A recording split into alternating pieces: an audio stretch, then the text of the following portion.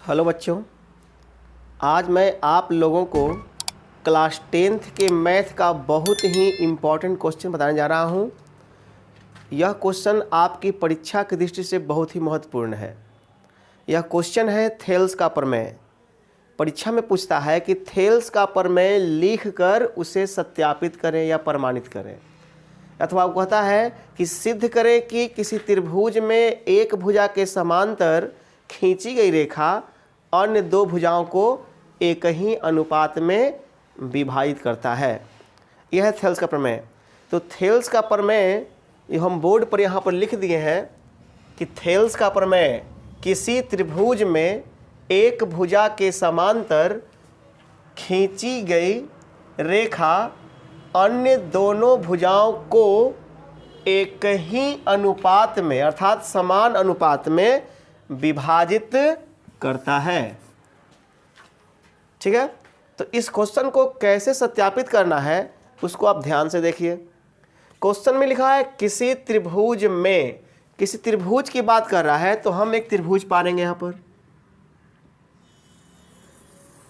एक त्रिभुज ABC नाम दे देते हैं इसको हम, आप कोई भी नाम दे सकते हैं, ABC, PQR, DF, कुछ भी।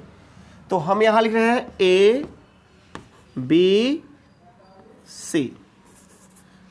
एक त्रिभुज पार दिए हैं, ABC बना दिए हैं। तो लिख देते हैं कि दिया गया है कि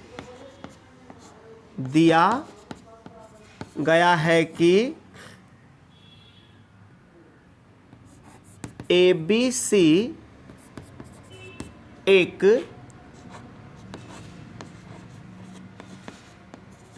त्रिभुज है। दिया गया है कि ABC एक त्रिभुज है। त्रिभुज है, ठीक है। बोला कि त्रिभुज में, तो क्या लिखेंगे, जिसमें क्या कह रहा है, एक भुजा के समांतर खींची गई रेखा। तो हम एक भुजा BC को ले रहे हैं, तब BC के समांतर एक रेखा खींच रहे हैं, नाम देंगे DE। एक भुजा BC के समांतर खींची गई रेखा, तो क्या लिख देंगे यहाँ पर, जिसमें क्या है, जिसमें जो रेखा DE है वह समांतर है। लाइन क्या है, समांतर चिन्ह दिए है, DE समांतर किसका है, BC। यानी दिया गया है कि त्रिभुज ABC एक त्रिभुज है जिसमें DE BC के समांतर है, खींची गई रेखा है। तो कहा है कि अगर समांतर है तो यह रेखा, खींची गई रेखा अन्य दोनों भुजाओं को, इसके समांतर है तो अन्य दोनों भुजाओं को यह रेखा समान अनुपात में बांटता है। रेखा इस लाइन को बांट रहा है, आधा इधर आधा इधर कर रहा है। यह रेखा इसको भी बांट रहा है, इधर इधर कर रहा है। तो कह रहा है कि जो आ रहा है, बंटवारा हुआ है, इन दोनों का जो अनुपात होगा, यानी इतना बटे इतना के बराबर होगा। ये हमको सिद्ध करना है। तो लिख देंगे यहाँ पर, सिद्ध करना है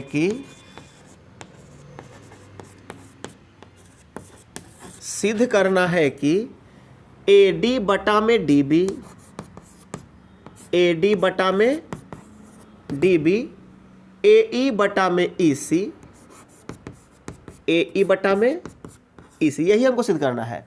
तो ये सिद्ध करने के लिए, ये इसको माने कि इसको प्रमाणित करने के लिए क्या करते हैं कि D से DE लंब डालते हैं, D से DM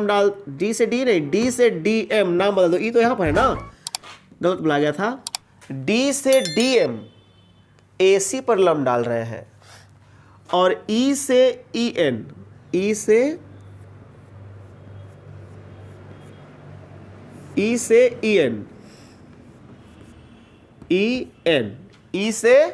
EN किस पर लंब डाल दिए हैं, AB पर, और B को मिला देते हैं E से, और C को मिला देते हैं D से।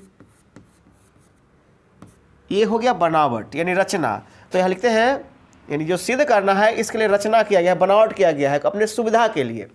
क्या लिखेंगे यहाँ पर, बनावट।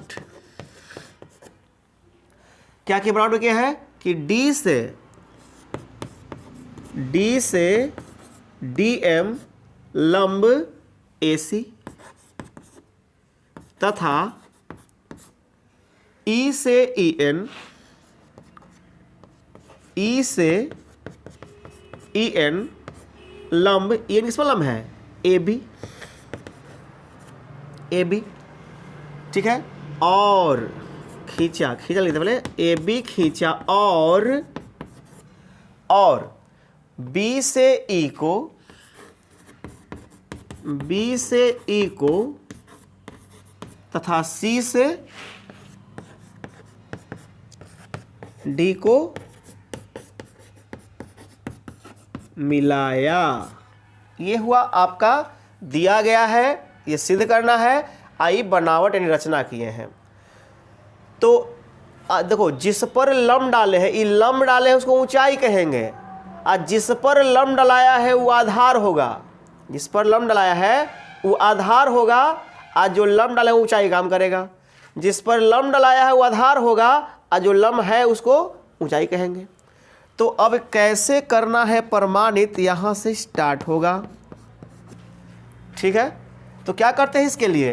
प्रमाणित करने के लिए एक बार ADE लेते हैं, त्रिभुज ADE ऊपर वाला, और एक ऊपर ADE लिए हैं, उसके साथ लेंगे BDE, ये त्रिभुज देख रहे हैं ना, BDE क्या है यहाँ, ये त्रिभुज इतना, ADE और क्या करेंगे BDE, इन दोनों का क्षेत्रफल निकालना है। एरिया मतलब क्षेत्रफल, एरिया ऑफ त्रिभुज ADE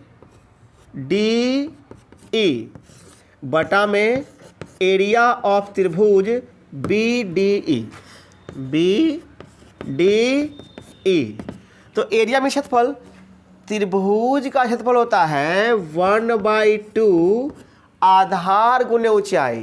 तो इस पर लंब डालेना है तो ये तो ऊंचाई होगा, लेकिन ADE के लिए आधार इतने दूर ना होगा, AD, तो आधार AD और ऊंचाई होगा EN। ठीक है। अब BDE के लिए तो BDE के लिए, तो इस त्रिभुज में आधार पूरा आधार था ना, तो लेकिन त्रिभुज के लिए आधार इतने ना होगा, तो आधार होगा DB और ऊंचाई तो वही लंब डाले है वो लंब होगा, तो वो होगा EN। अब फार्मूला होता है 1/2 आधार गुना ऊंचाई, तो EN से EN कट जाएगा, 1/2 से 1/2 कट जाएगा, तो बच जाएगा एरिया ऑफ त्रिभुज ADE बट्टा एरिया ऑफ त्रिभुज BDE, और यहाँ बच जाएगा AD, यहाँ बच जाएगा DB।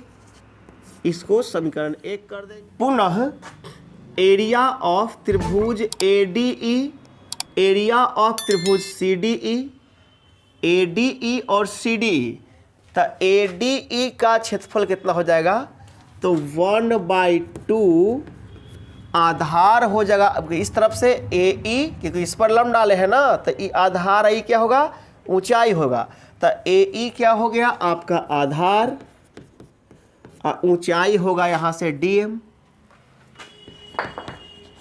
बट्टा 1/2 अबड़ी है CDE, तो CDE के लिए आधार का काम EC करेगा, तो EC रह गया, ऊंचाई वही DM हो जाएगा क्योंकि वो लंब डाले थे।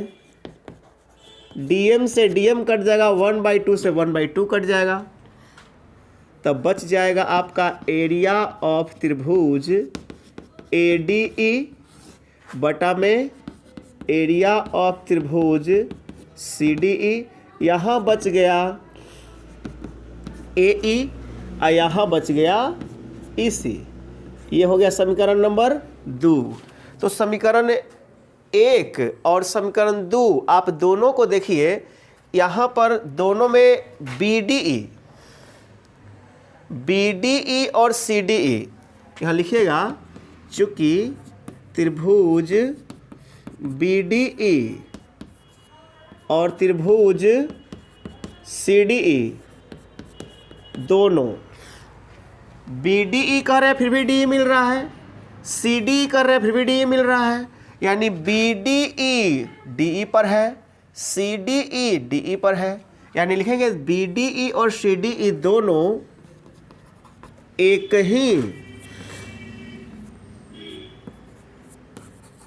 ही आधार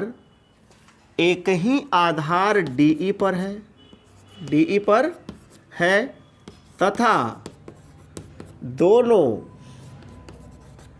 एक ही समांतर रेखाओं, देख रहे हैं ना, दोनों क्या है, एक ही आधार पर है, दोनों एक ही लाइन के बीच में दोनों है, दोनों एक ही